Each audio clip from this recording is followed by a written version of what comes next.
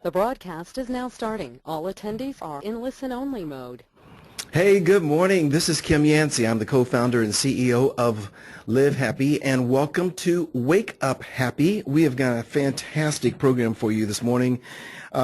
Super guest. You're going to be so impressed with Shani Robbins as a professor, teacher, and so much wisdom. It's interesting, right? It's about wisdom, and so there's so much wisdom you're going to get this morning on this Wake Up Happy session. Hey, listen, I also want just to, I love it. We've got thousands of people participate in our Wake Up Happy sessions, and so I just want to say that we're looking at you, Deborah from Sonora, California, Becky from Modesto, Kim from Texas. Well, I'm from Texas. Who's this? Yeah, so there's Kim from Texas. People want to say welcome to Wake Up Happy. Also want to say to Michael in London, England, welcome to this Wake Up Happy session. So a few little call outs this morning to people that are tuning into the program. Also, for those of you that are on your computer, you'll see some slides and those kinds of things, but also we have people who are sending in questions. So if you, through this conversation that we're having, if there's some burning question that you'd like us to ask Shani, just go ahead and put that on our chat, and we'll be happy to get to it if we can, all right? So if this is your first time tuning in to Wake Up Happy, I want you to know it's a part of Live Happy, the Live Happy magazine.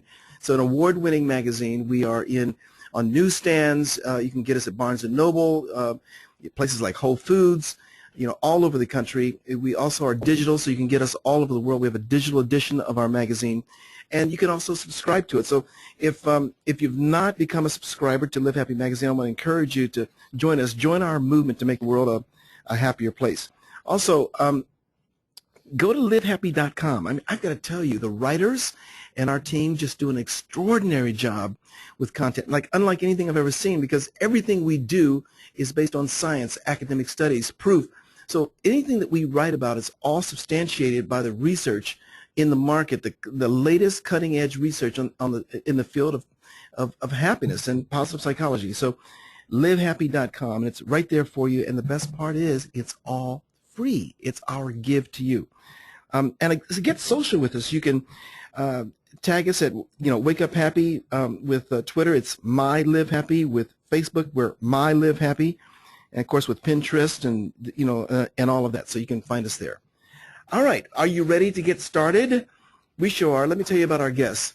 Shani Robbins pioneered the field of wisdom therapy in 1998. He is a licensed psychologist and the founder and director of the Wisdom Therapy Institute.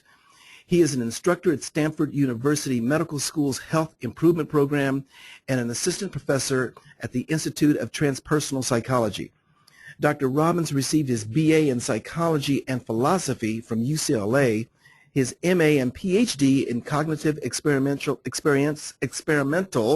Psychology from UC Santa Barbara.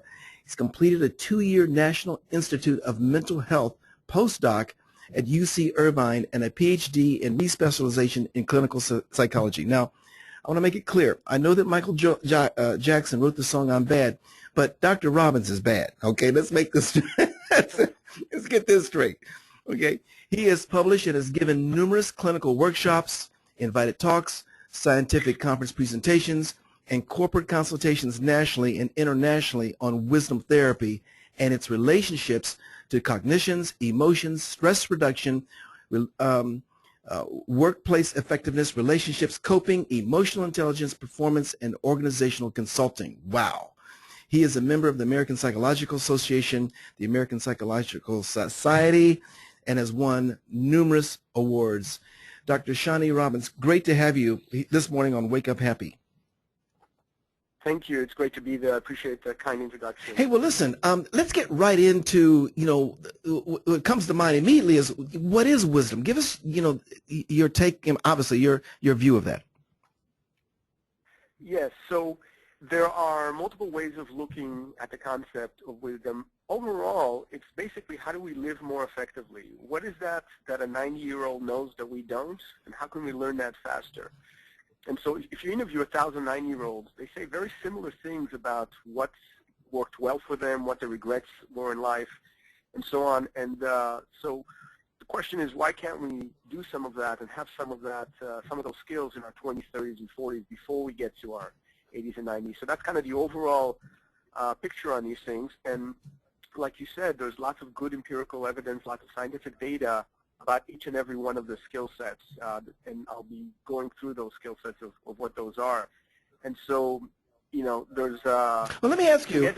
Let me ask you. Sure. What drew you to this area of specialization, wisdom? Because I know no one who specializes in this, but what drew you to this? You know, it was very early interest, even pre-teens. When I remember being a child and thinking, someone told me thousands of generations came before us. And I remember the first thought was, that can't be right. Look at all the problems in the world and all the misery and the lack of happiness and conflicts and wars. And surely by now we would have learned to do a lot better being skilled living if thousands of generations did come before us. And then when I realized, no, in fact, there were thousands of years of generations, it became a lifelong interest of what is it that's not being transmitted? What are we not learning and transmitting from one generation to the other, and why is it so hard to learn, and why does it take so long? So that's been a 30-year interest, basically, from that initial inception. And let me ask you, what have you discovered in why we aren't? You know, why the errors or the challenges that we had 100 years ago still here with us today, and you know, the divorce rate and all that, you know, 50% of all marriages ending in divorce. In other words, what aren't we transferring? Why is this such a problem for us? Well, so if you think of wisdom as a set of skills, then it's not surprising that on average, most of us are not as skilled as we'd like to be. And what it takes to become more skilled, it's just like being more fit. You know, the fitness level in our country, for example, is pretty low on average. What does it take to get fitness? We actually have to take walks, walk into a gym. These are the things it's hard to do, and it's daily practice. And so when you target goals like wisdom skills or fitness, it has very specific kinds of exercises and they're very specific goals. And if you go after them with intention, then especially in ways and techniques that have proven to be useful scientifically, then you see results, just like going to a gym for a few months. And so in answer to your question, it's just hard to do because it's a daily practice. That said, those practices can be 30-second practices. They don't have to be anything dramatic, but it does have to be high frequency. And a lot of us sometimes get through the day and practice, you know, anger, anxiety, and other things rather than some of these wisdom skills. So walk us through some of those wisdom skills of development and cultivating and those skills to help you with your wisdom. Yeah, absolutely. So it's about half a dozen skills. One of them is mindfulness. So being able to be more present. So we get easily distracted. Our minds wander to the past and the future. Not being able to go to the past contributes to lots of anger and depression. Not being able to let go of the past. So things like forgiveness helps that, letting go of the past. And then anxiety and stress just love the future. So not being able to stay present, our mind jumps to the future. Will my girlfriend or boyfriend still love me a year from now, 10 years from now? Will they stick around, a husband, wife, and so on? Will I keep my job? Will I be happy in my job? And as our thoughts go to the future more and more, anxiety has a foothold. So the mindfulness skills, being able to be present, does a lot to mediate the escalation of anxiety. So just that one skill alone, there's lots of 20 years of outcome data of how effective that is in terms of being present. And the technique is mindfulness meditation. So that's been proven successful. One of the pioneers, Jon Kabat-Zinn, mindfulness-based stress reduction, has a couple of great books out there. One is called Wherever You Go, There You Are, the other Full Catastrophe Living. And there's lots of other good books on this field, but it's out there, and we can start taking one at a time and practicing these skills. And again, it doesn't have to be anything dramatic in retreats or anything like that. It could be 2 to 5 minutes a day, sprinkled throughout the day. Like when we're in line at Starbucks, or when we're driving, or sitting in a board meeting. And for example, for you, I love this, by the way, but for you, you're standing in line at Starbucks, how would you practice mindfulness in that moment? What would that look like? So as you yeah, it's a good question. As you're standing in line, your thoughts could start wondering, okay, after I get my coffee, I'm going to get on the road. I wonder if it's going to be road traffic. I wonder if the traffic will lead to me being late. If I am late, the person will be my boss will yell at me, and so on and so on. Our mind starts wandering into the future, as opposed to just being present. And if we're present, we're literally just in line. Let's look around and see what is it about what we're doing right now that's interesting or pleasant. And one wisdom skill rolls into another. So for example, gratitude is a second wisdom skill. Being grateful for things we have. For example, being able to afford $5 for a cup of coffee, that's pretty good place to be in life, because there's 1 billion people in the world that live on $1 a day. Right. And so we have it pretty well here, and that kind of gratitude practice, the fact that we're even standing upright in line, we're not in a wheelchair, we're not in a hospital somewhere. So it's really quite open to us coming in with multiple gratitude practices, and the 5 minutes in line, we can use that as the opportunity to practice. So as we're more mindful, now the other skill of gratitude starts coming in. And so that's how one of these skills leads to the other. And there's several other skills that overlap with those as well. Right, right. Gotcha. It's mindfulness, you teach it and you practice it, but people really have a challenge with these things. These simple things, people have a challenge with. I notice when you're teaching at school and explaining this to the students, do they absorb it pretty quickly? Are they able to practice these things pretty readily once it's brought to their attention? Yeah, that's an excellent question, and not just in schools, but to clients who come to me in private practice with anger, anxiety, depression, and so on, and then also in organizations doing conflict resolution, emotional intelligence training. And the short answer is yes. And I think it's not so much about wonderful trainings. It's that these things are highly relevant. So when you do hone in on the most relevant things, and doing it with some lightness and humor helps. But when you do focus on some relevant things, it just rolls downhill. People see the value of that. So another example, let's go back to the Starbucks line. If we're standing there, one of the other wisdom skills is empathy and compassion. And so we could sit here and practice complaining, and it's all about me and I. Or we could look at the cashier and say, wow, there's 10 of us in line. She has a pretty hard time trying to satisfy all of us. I wonder how she feels. Yes. And that's a quick 30-second exercise, and that's what I call micro exercises. That's a quick 30-second one that elicits empathy rather than anger or anxiety. And our day is replete. It's ubiquitous. There's lots of examples in traffic or in lines and meetings and so on. So there's no shortage of opportunities. So I have, number 1 is mindfulness. Number 2 I have is gratitude. Are you saying number 3 is empathy and compassion? Are they? That's okay. Right. So that's yet one more skill. And empathy and compassion, being able to tell how somebody feels, taking a moment and wondering, I wonder how that person, what they're thinking, what they're feeling, what is it about that? And that takes practice. And when we're very young, at 2 or 3 years old, it's all about us. It's me, I. As we start aging, adolescence, young adulthood, middle adulthood, and so on, we start realizing, hey, the world doesn't revolve around us. There's other people in our society. They have needs too. So, for example, when we're in traffic, so a lot of times we curse traffic, and then we talk to each other, and we're all encouraging each other's cursing of traffic and anger and so on. And so we reinforce it in each other, as opposed to, for example, being in traffic and saying, other people are trying to get to work as well. And so it makes sense, and it's almost comical. It's like part of our complaining about traffic is I can't believe other people are using my streets. Using my streets, yes, right, right. Yeah. How dare they, right? It's my private road. And so reminding ourselves that other people have needs, and they're perfectly legitimate, and they're pursuing those. And so that also makes us more realistic. And that's another wisdom skill, just pure realism. So, what do you call that again? You call that, what are you saying? Realism, okay. Okay. Yeah. And realism is, in cognitive behavior therapy, there's a long history, about 60 years of scientific psychological science data, that there's about a dozen so-called cognitive distortions, all or nothing thinking, catastrophizing, mind reading, shoulds, and so on. I had a great mentor once that said, stop shooting all over yourself. Mm-hmm. And there are these so-called cognitive distortions that are highly correlated with anger, anxiety, depression, conflict. And so when we identify those and get really good at learning how to catch them when we make them, I should be doing better than this. That person shouldn't be on the road, and so on and so on. it mediates a lot of our anger and anxiety and stress, and so it opens up that space for happiness and gratitude and empathy and so on. When we're in fight-flight with anger and anxiety, it's hard to appreciate that.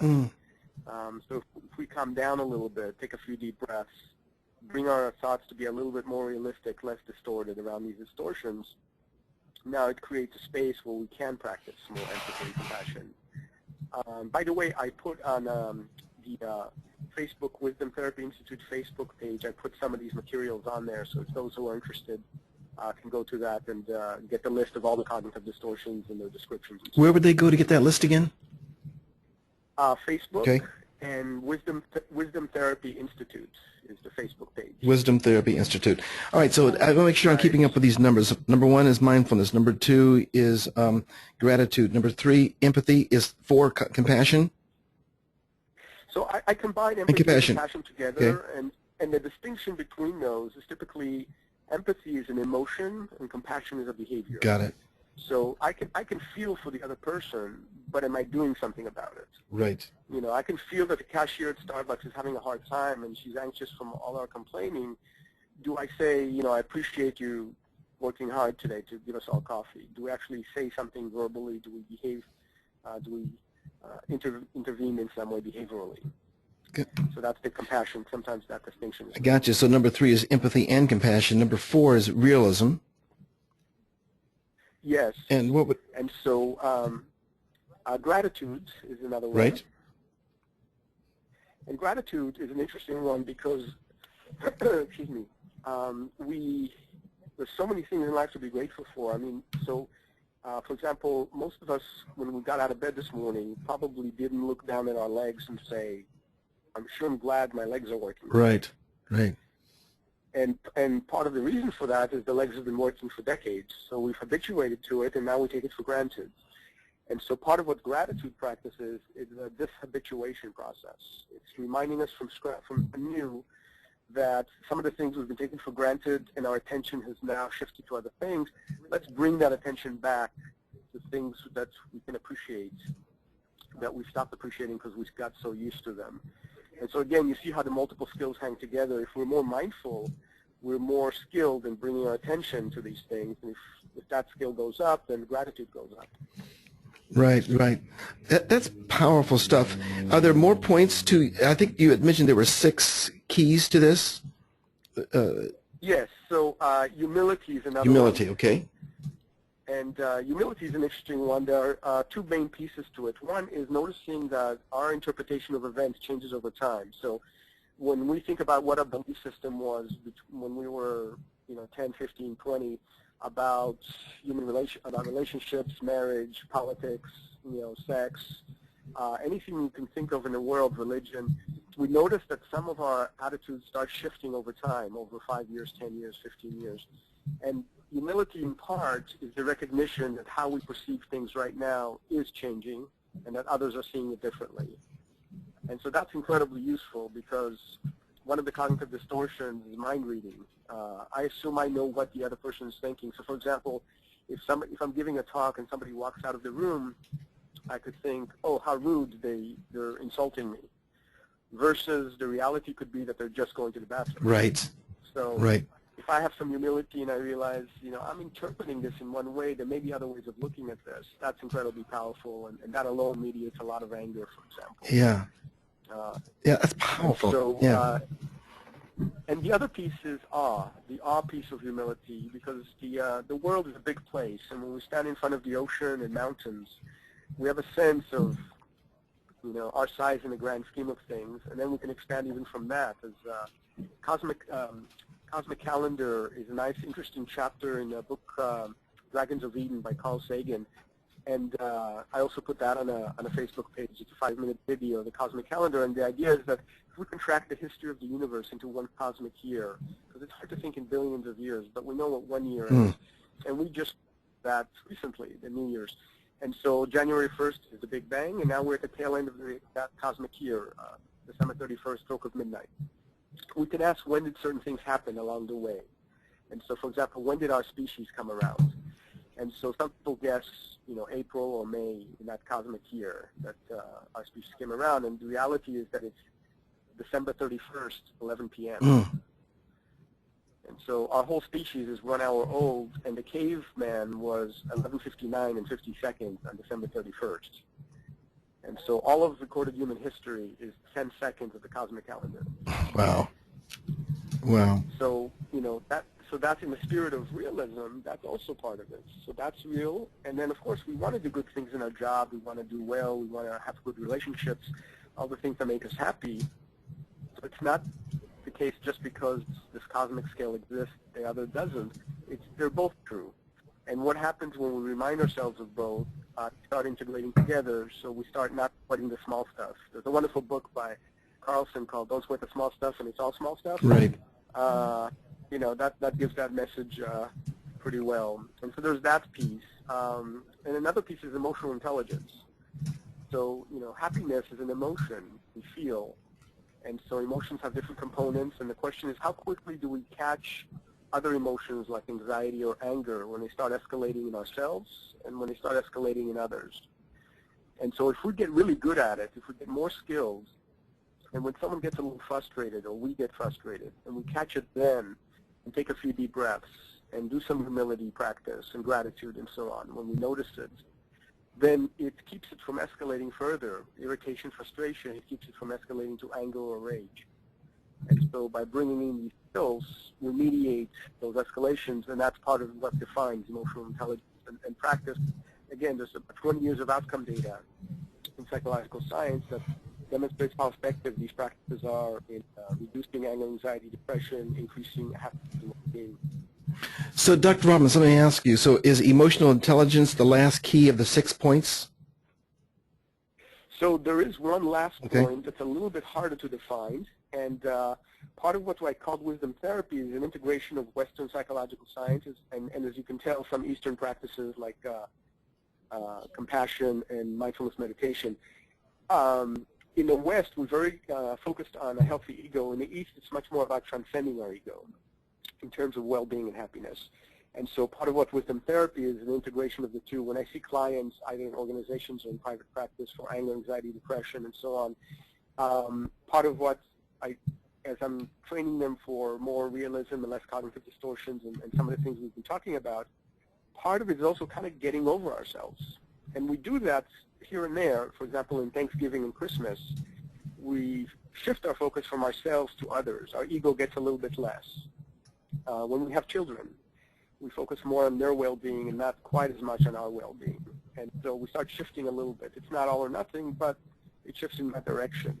So part of Eastern traditions really honed in on that, the notion of transcending our ego and not taking things personally and so on. And that becomes easier and easier as we do some of these other practices. So this one is a little bit harder to define and practice, but it almost emerges from some of these other practices. What do you call what do you call that? Yeah. What label do you? Transcendent. What do you call it? Transcending. Transcending. Transcendent. Yeah. So Transcending. Got it. Got it. Transcending. Yeah. Okay. So those are basically the core skill sets. There are some other interesting corollary skills that can be, again, like things like flexibility or forgiveness and things that are highly related to these and almost emerge from these. But these are the skill sets that can be learned sooner rather than later. Now, do these fall into, are these under, as you define, wisdom therapy? Would this be the components to wisdom therapy? Yeah, that's it exactly. So when I see clients in private practice or when I give trainings in organizations, these are exactly the skill sets I go through and spend 2-3 hours, sometimes 6 hours if it's an all-day workshop, going through these skill sets, lots of examples, lots of experiential work, and then and engender that and then tailor it to a client to where they can take these skills and practice it in their life. And that's and you see dramatic effects in 10 to 15 weeks. Oh, just the mindfulness alone, but I get all 6 of these, and let me repeat these to make sure I have these right then. So we're talking mindfulness, gratitude, empathy and compassion, realism, humility, and transcending. Those are the 6 components to wisdom therapy. Do I have that right, Dr. Robbins? Yeah, and emotional intelligence. And emotional intelligence. So let's talk about this. These components dramatically increase or impact happiness, right? I mean, that's what you see. Absolutely. Yeah, and they do it in two ways. One is they dramatically decrease a lack of happiness, anger, anxiety, depression. They decrease those very significantly, very quickly. And in addition to that, even more interestingly, they actively and dramatically increase happiness and the ability to enjoy little things in life and big things. And so they're working on both fronts. Do you find that one of the, as you look at all of these, is there one particular one that people seem more plagued with than any other? I mean, for example, anxiety is a big thing out there. When you were talking about the future and what's ahead and is this going to happen in my relationship, my career, my life, is there one that just kind of seems to take charge versus others? Yeah, anxiety and stress definitely dominate our culture. Not just our culture, Eastern cultures too, to some extent. There's been a lot of westernization of collectivist cultures, but anger and, so anxiety and stress are probably the dominant ones. Anger is a close second. There's so much anger in our everyday lives at different levels. Sometimes it just shows up as frustration or irritation. Sometimes it escalates to anger and rage. But there's a great deal of that. And from a health point of view, I teach a class on emotions and health as well. Anger is one of the highest predictors of cardiovascular disease and hypertension. And so by reducing stress, anxiety, and anger, will dramatically decrease the likelihood that we'll have health problems, and of course all the social benefits we have by doing that. And so it's a win-win on every level. Is there a, I hate to boil it down to a 60-second answer, but can you give us a suggestion? If you're not letting go, if you're holding on to anger, what can you tell people that they should practice starting today? Of something that could help them right away to get in touch with a better reality for themselves? Probably the best initial step is to recognize that we can increase our awareness that it's happening. So probably the mindfulness piece explicitly helps that and helps us be less impulsive and less reactive. So even when the anger starts, we don't necessarily embrace it so fully and escalate on it. We see it. I'm angry right now. That's okay that I'm angry. I can take a few deep breaths and de-escalate slightly. And so awareness is a key piece. And a lot of these, realism contributes to awareness. Humility contributes to awareness as well. So awareness is probably the initial piece.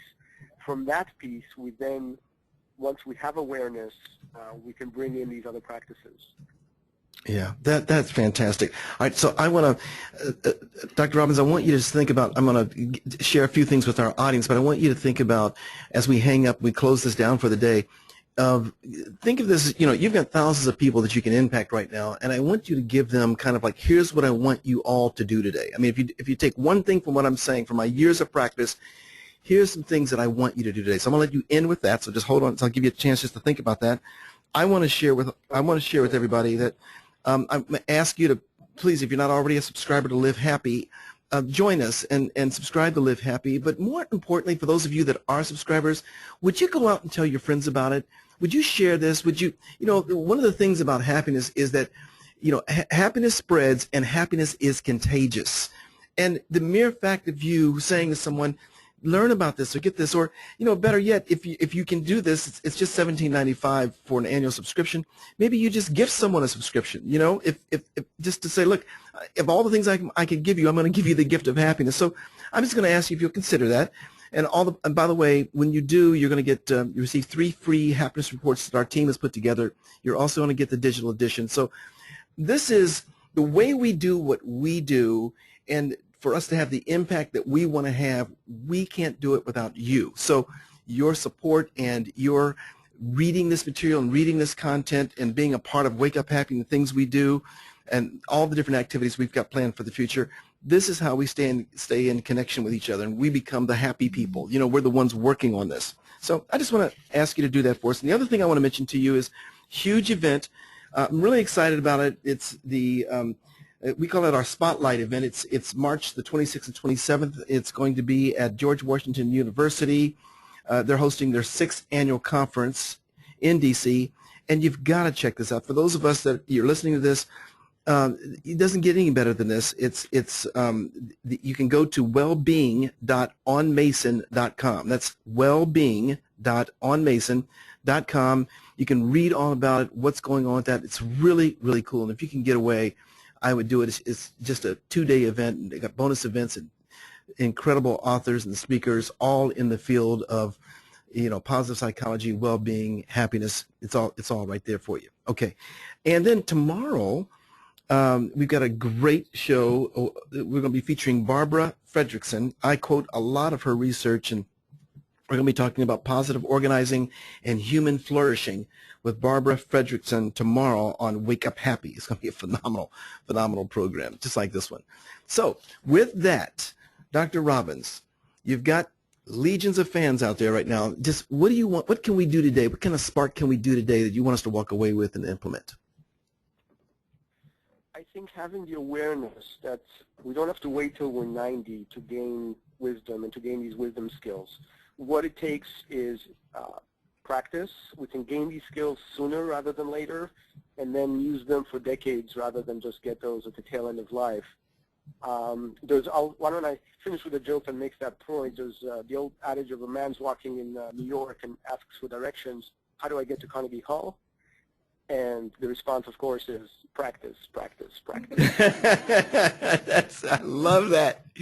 I love that. That's great. That's great. And I had two more, key points I want to point out to everybody.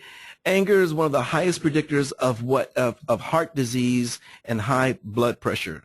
Anger. Think about that. And wisdom is a set of skills. What does it take to get it? Daily practice, commitment. Right along with your story. Exactly. Absolutely. Dr. Shani Robbins, thank you so much for being a part of Wake Up Happy. We love your insights. We know we could have had an entire day with you, but hey, thank you for what you gave us. We have a lot of gratitude and appreciation, and I guarantee you, all of us on this line today, we are present with you. We're right here with you. We want to be here, and we appreciate you. Yeah, I'm very grateful for the opportunity, and I'm very grateful for the good work you're doing, the dissemination, the magazine, and so on. It's beautiful work in the world, so thank you for that. Oh, gosh, it's our honor. All right, everybody, have a fabulous day. See you tomorrow on Wake Up Happy. Bye-bye for now. Bye-bye. Enjoy.